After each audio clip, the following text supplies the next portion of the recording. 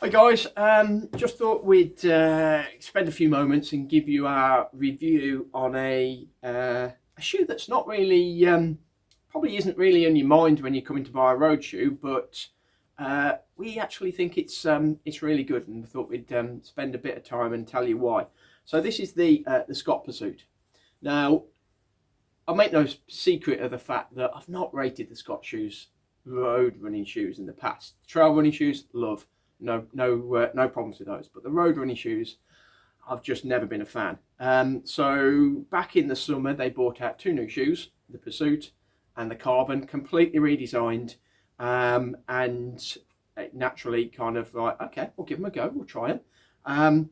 And I've been lucky enough to get a demo pair, and I've spent probably around about 300 or 400 miles in them now. So long-term tests as such, really. And this is the shoe, and it's completely different from anything I think that Scott have done in the past in terms of it's a lot softer, a lot more forgiving. It still gives that wide, comfortable, accommodating fit that Scott have. But it's a lot lighter and a lot softer, and that's the biggest change. So it's not quite Hoka soft, but it's certainly a lot softer than the On shoes that we do. But it is a lot wider than the Hoka. And in particular for me, I've got quite flat feet, I've got quite wide feet, so the Hoka is a struggle for me sometimes. And the Ons fits really nice, but it's a little bit too hard. I'm getting on a bit, legs are breaking a touch now, and I need that softness. And that's what I've really found from the Scott Pursuits, is that the forgiving in that cushioning is really, really good.